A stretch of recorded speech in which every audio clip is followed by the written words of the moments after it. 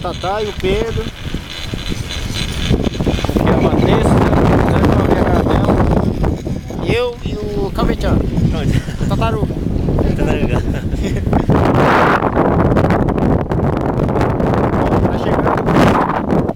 Vai, como é que é?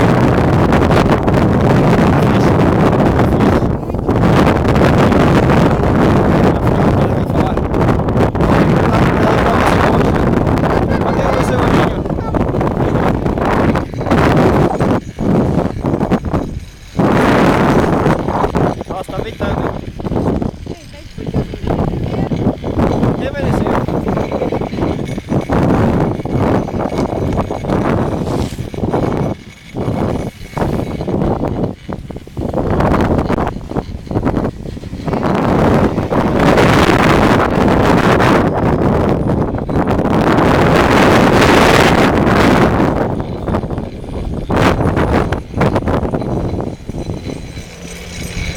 Vamos ver a Tatá ali.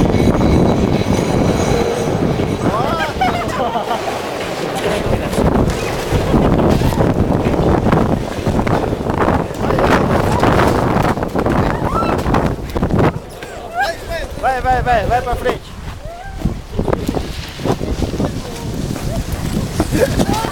Essa aí filmou, hein? Filmou.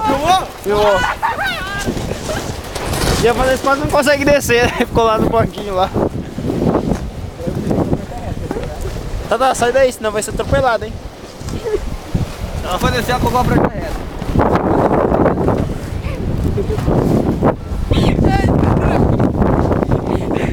E ela olhando a Tata, e ela esqueceu de descer, o banquinho cada vez tá ficando alto. Não, eu falei bem assim, ó, agora a Tata vai cair e eu vou cair. É normal, o Thiago caiu também. Só uma gêmea. O dele foi mais bonito que o meu, né? O meu pouco foi.